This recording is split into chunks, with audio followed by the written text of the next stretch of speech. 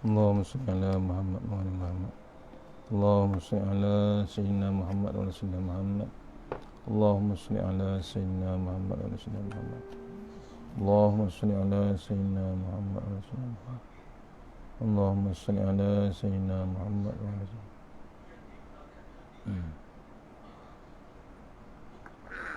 اللهم صل على سيدنا محمد وعلى سيدنا محمد. Astaghfirullahaladzim allazi la ilaha illa huwal qayyum wa atubu ilaih. Astaghfirullahaladzim allazi la ilaha illa huwal qayyum wa atubu ilaih. Astaghfirullahaladzim allazi la ilaha illa huwal qayyum wa atubu ilaih. Astaghfirullahaladzim allazi la ilaha illa huwal qayyum. Astaghfirullahaladzim allazi la ilaha illa huwal qayyum wa atubu ilaih. Astaghfirullahaladzim allazi la ilaha illa huwal qayyum wa atubu ilaih. Astaghfirullahaladzim allazi la ilaha illa huwal la ilaha illallah la syarika lah. Lahul mulku wa lahul hamdu yuhyi wa yumiitu wa ala kulli syai'in qadir.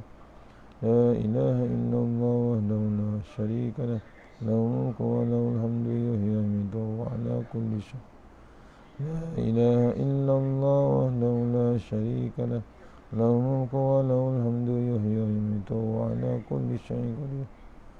La ilaha illallah wahdahu la syarika lah. Lahul mulku wa lahul hamdu yuhyi wa yumiitu wa ala kulli syai'in qadir. Allahumma ajirna minan nar, Allahumma ajirna minan nar, Allahumma ajirna minan nar. Allahumma ajirna minan nar, Allahumma ajirna minan nar. Allahumma anta salam minka salam wa ilaika salam fa inna rabbana bisalam wa jannah.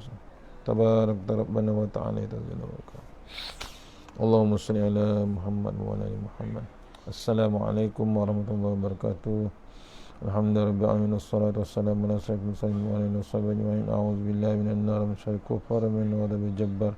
Wal 'izzatu lillahi wa rasulih. Allahumma ghnina bi halalin haramin wa Bismika Allahumma ya da'mi ya hayyu ya fardu ya witr ya ahad ya samad. Allahumma salli ala Muhammad wa ala ali Muhammad. Bismillahirrahmanirrahim. Bismillah ma sya'allah la yasughu Allah. Bismillah ma sya'allah la yasifu Allah. Bismillah ma sya'allah ma kana min ni'matin fa min Allah. Bismillah ma sya'allah la ya'ti bil hasanati Allah. Bismillah ma sya'allah la hawla wa la quwwata illa billahil aliyyil azim. Allahumma inna nas'aluka bi barakati syarifah an tuhammal dunya. Amin ya rabbal alamin. Alhamdulillah, jumpa lagi untuk pengisian maghrib kita. Mudah-mudahan pengisian yang sebentar ini sekejap untuk menjelang maghrib dapat kita bawa menghadap Allah Ta'ala yang Maha insya-Allah. Kita teruskan dengan hadis 40 hadis jalan ke surga insya-Allah. Siapa yang kita ni muka surat 65 insya-Allah. 65 insya-Allah.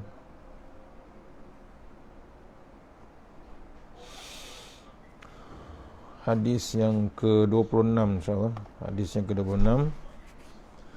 An Abi Umamah Al-Bahili radhiyallahu berkata, Rasulullah SAW bersabda, qala Rasulullah SAW, ana za'im bibaiti min rabatil jannati liman taraka mira'a wa in kana muhiqan wa bibaitin fi wasatil jannah liman taraka al-kaziba wa in kana mazijan wa bibaitin fi a'la jannati liman hasuna khuluquh. Riwayah Abu Daud ni insya-Allah. Artinya di sini daripada Abu Umamah Al-Bakhili radhiyallahu berkata, Rasulullah SAW bersabda, aku menjamin sebuah istana di hujung syurga bagi mereka yang meninggalkan pertengkaran walaupun dia di pihak yang benar. Aku menjamin sebuah istana di tengah-tengah syurga bagi mereka yang meninggalkan penipuan walaupun dalam gurauan. Dan aku menjamin sebuah istana di tempat tertinggi dalam syurga bagi mereka yang baik akhlaknya. Sabda Rasulullah SAW. Ya, ceritakan Nabi, dijamin ya, kita ini supaya menjauhkan diri daripada menipu dan bertengkar. Nabi mohon ya, tajuk hadis ni, menjauhkan diri dari menipu dan bertengkar. Kalau boleh elak. Setiap orang Islam pasti ingin ke syurga yang dipenuhi dengan pelbagai kenikmatan. Dalam hadis di atas, baginda menggambarkan sebahagian dari sifat syurga agar kita yang masih hidup di dunia ini bersedia dengan amal ibadat untuk ke sana. Baginda menyebut bahawa disediakan sebuah istana dalam syurga di bahagian tepi bagi mereka orang yang tidak suka bertengkar, walaupun dia di pihak yang benar. Kerana orang yang bertengkar bukan bermaksud mencari kebenaran, tetapi hanya untuk mengalahkan lawannya dan sanggup menegakkan benang yang basah semata-mata untuk menang dalam pertengkaran. Ya. Kalau boleh elak, Nabi kata, untuk kita ke syurga, tepi syurga dapat disediakan istana di dalam syurga di bahagian tepi bagi orang yang tidak suka bertengkar walaupun dia di pihak yang benar. Dia mengelak bertengkar. Dia tahu dia betul tapi dia tak nak bertengkar, mengecualikan diri je.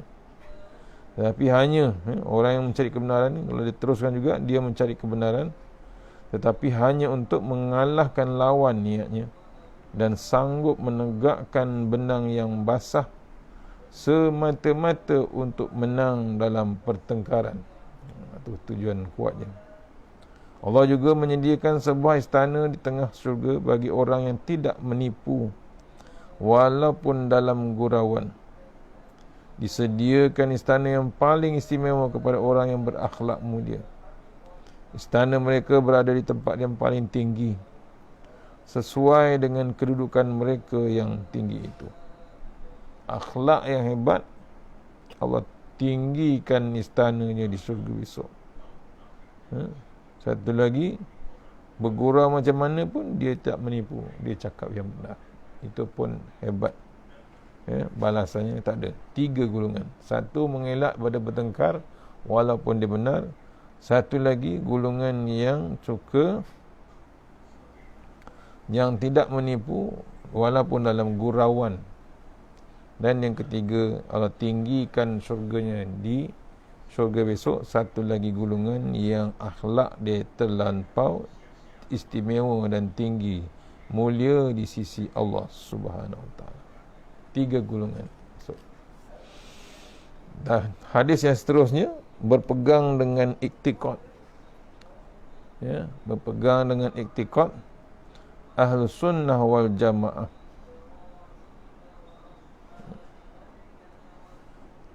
Sabda Rasulullah SAW daripada Muawiyah bin Abu Sufyan radhiyallahu anhu berkata, sesungguhnya Rasulullah SAW pernah berkhutbah kepada kami dengan bersabda, Sesungguhnya umat sebelum kamu dari kalangan ahli kitab telah berpecah kepada 72 kumpulan. Dan agama ini, yakni umatku, akan berpecah kepada 73 kumpulan. 72 kumpulan akan masuk ke dalam neraka. Hanya satu kumpulan sahaja selamat ke syurga, iaitu kumpulan Al-Jamaah. Dalam satu riwayat yang lain, sahabat bertanya, siapakah kumpulan Al-Jamaah itu, wahai Rasulullah? Baginda bersabda, ajaran yang aku amalkan dan ajaran yang aku amalkan dan juga para sahabatku. Golongan 73,000, 72,000, sebahagian saja yang masuk syurga. Hanya golongan ahlus sunnah wal jamaah saja yang selamat ke syurga, kerana iktikad mereka yang sahih, beramal dengan hadis dan sunnah-sunnah baginda Rasulullah SAW. Mereka juga amat memuliakan dan menyintai para sahabat Nabi dan semua ahli keluarga Nabi Muhammad SAW. Ini yang layak masuk ke dalam syurga. Tu.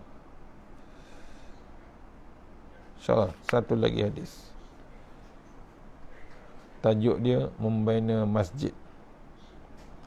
Daripada Uthman bin Affan radhiyallahu anhu, sesungguhnya beliau berkata, ketika orang ramai mempertikaikan tindakannya ingin memperluaskan binaan masjid Rasulullah SAW, beliau berkata, sesungguhnya kamu telah banyak mempertikaikan tindakanku. Sesungguhnya aku mendengar Rasulullah SAW bersabda, sesiapa yang membina sebuah masjid kerana mengharapkan keredaan Allah, Allah akan membina sebuah istana untuknya ke dalam syurga. Satu lagi. Satu lagi bab membina masjid. Balasannya, siapa yang bina sebuah masjid kerana harapkan keredaan Allah, Allah akan bina dia, untuk dia, sebuah istana untuknya di dalam syurga. Allah Akbar, tuan-tuan. Antara jasa Sayyidina Umar bin Affan, Sayyidina Uthman bin Affan, ialah memperluaskan Masjid Nabawi untuk memberi keselesaan kepada jamaah. Ini disebabkan orang-orang Islam pada zamannya sangatlah ramai. Tidak akan muat untuk berjamaah jika Masjid Nabawi tidak diperluaskan. Pada peringkat mula, ada beberapa orang yang tidak bersetuju dengan apa yang diusahakan Sayyidina Uthman. Setelah mendengar penjelasan dan pencerahan daripadanya,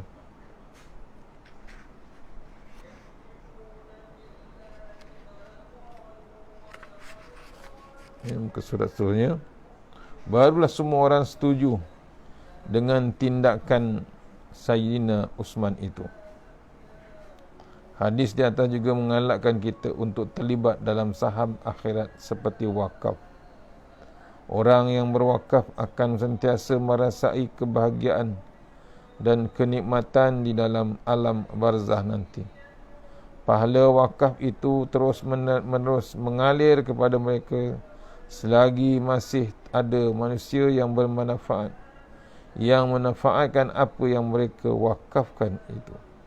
Ni satu lagi cerita, memang tak rugi kita, tuan-tuan, teruskan dengan bab infak, teruskan dengan bab wakaf kita.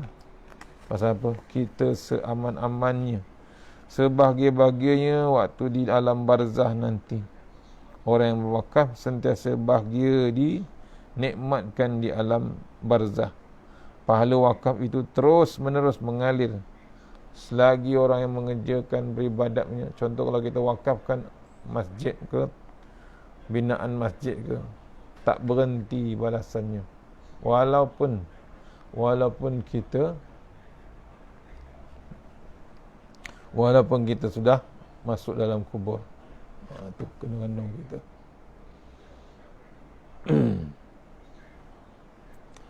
Kemudian hadis yang seterusnya, sempat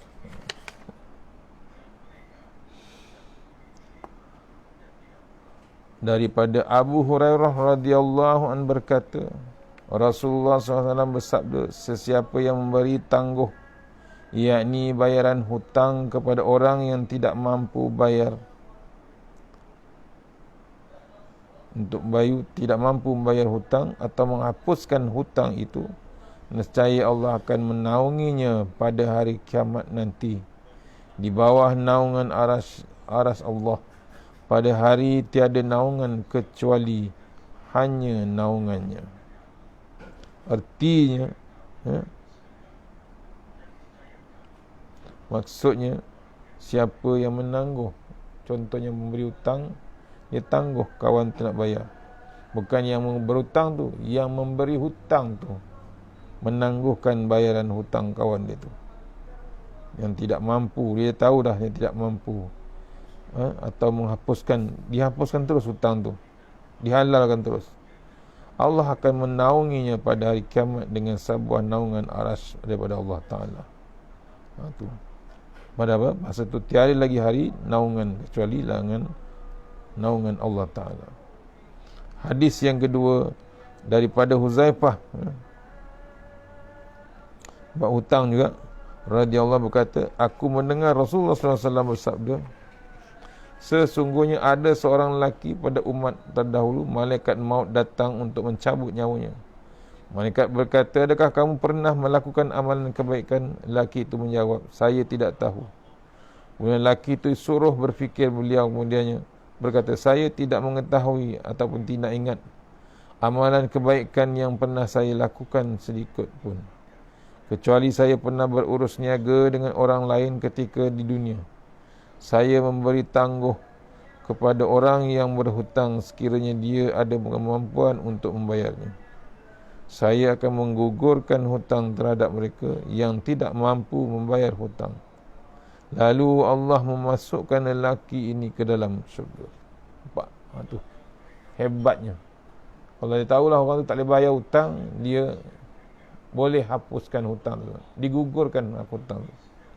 Balasannya Allah masukkan dia ke dalam syurga. Pada malam Isra' Mi'raj, keterangan hadis, baginda Nabi SAW berbawa melawat syurga dan neraka. Baginda melihat di pintu syurga tertulis perkataan bersedekah itu 10 pahala, memberi hutang pula dikurniakan 18 pahala. Baginda menjadi hairan dan bertanya kepada malaikat Jibril. Jibril berkata, orang yang berhutang tidak akan berhutang kecuali apabila berhutang tidak akan dia amat memerlukan. Sementara orang yang meminta sedekah pula terkadang sudah punya uang tetapi masih mahu meminta-minta. Bila sudah sampai masa dan tarikh bayaran, tiba-tiba orang itu berhutang tidak mampu membayarnya pada tarikh itu, maka hendaklah kita melanjutkan lagi tempoh bayaran tersebut hingga di satu masa yang dia akan mampu membayarnya. Jika dia masih tidak mampu membayarnya walaupun sudah dilanjutkan tempoh bayaran, maka disunatkan kepada pemberi hutang untuk menghapuskan sahaja hutang itu atas dasar belas kasihan dan simpati kepada orang yang berhutang itu. Dalam keadaan ini, pemberi hutang yang berpemurah akan mendapat 28 pahala, iaitu 18 pahala memberi hutang ditambah lagi dengan 10 pahala sedekah kerana menggugurkan hutang, juga pahala melanjutkan tempoh bayaran. Allah berfirman dalam surah Al-Baqarah, jika orang yang berhutang itu sedang mengalami kesempitan hidup, maka berilah tempoh hingga lapang hidupnya dan bahawa kamu sedekahkan hutang itu kepadanya. Menggugurkan hutang adalah lebih baik untuk kamu jika kamu mengetahui pahalanya yang besar yang kamu akan dapati kelak. Tu hebatnya. Bukan membuat hutang, memberi hutang kepada orang. Ni kadang-kadang kita antara jalan-jalan kita nak beribadat, nak membantu orang, salah satunya bagi orang berhutang. Kalau dia tak mampu juga, kita lanjutkan tempohnya. Tak boleh juga dinasihatkan kita, diraikan kita, disyorkan kita, hapuskan je tu hutang itu, kita halalkan je hutang itu. Tapi dengan betul-betul lah, hanya kena siasat dulu. Kalau dia dah mampu, dia boleh bayar, tak jadilah. Tu antara 4-5 hadis petang ni sebelum kita maghrib, insyaAllah. Mudah-mudahan pengisian petang ni dapat kita bawa menghadap Allah Ta'ala dia, insyaAllah. Mana yang berbuka puasa, kita ucapkan selamat berbuka puasa untuk Syakban atau pengganti, insyaAllah. Yang terbaik semuanya datang dari Allah, yang lemah daripada saya sendiri, insyaAllah kita menunaikan waktu maghrib. Jumpa lagi esok, insyaAllah. Assalamualaikum warahmatullahi wabarakatuh. A'udzubillahi minasyaitonir rajim. Bismillahirrahmanirrahim. Allahumma tawil a'marana wasahhi ajsadana wa nawwir qulubana wasabbit imanana wa ahsin a'malana wasi' arzaqana wa ilal khairi qarib wa ani syari amda wa hdiya wajina fid din wa dunya wal akhirah. Ya Allah, panjangkan umur kami, sihatkan badan kami, terangkan hati kami, tetapkan iman kami, elokkan amalan kami, luaskan rezeki kami, dekatkan kami kepada kebajikan dan jauhkan kami daripada kejahatan, tunaikan hajat kami. Rabbana atina fid dunya hasanah wa fil akhirati wa qina azabannar. Wa sallallahu alhamdulillah. Assalamualaikum warahmatullahi wabarakatuh. Insyaallah.